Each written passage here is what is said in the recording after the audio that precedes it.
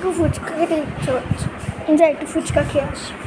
Hello Anwesha, আজকে একটু ফুচকা খেতে যাবি রে? ও, তোর শরীর খারাপ, জ্বর, বিছনায় পড়ে আছিস? ভাবলাম আজকে আমি ফুচকাটা খাওয়াবো। আচ্ছা, তুই তো তাহলে আজকে যেতে পারবি না।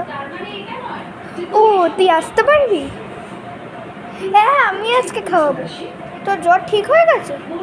চলে আয় তাহলে, খাবো। বাবা যখনই বললাম আমি খাবো তখনই চলে এলো।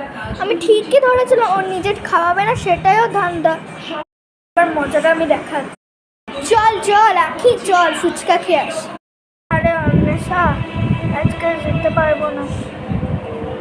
যখন তোকে আমি বলেছিলাম ফুচকা খেতে যেতে, তখন তুই ভেবেছিলি তোর কাছে নাকি তুই ফুচকা খাওয়াবি না। আমার যখন কথা উঠেছে, তাহলে আমি কিভাবে খাওয়াই বলতো? আমারও জ্বর চলে এসেছে। যা কি তুই খা, আজকে তাহলে আর ফুচকা খাওয়া হবে না।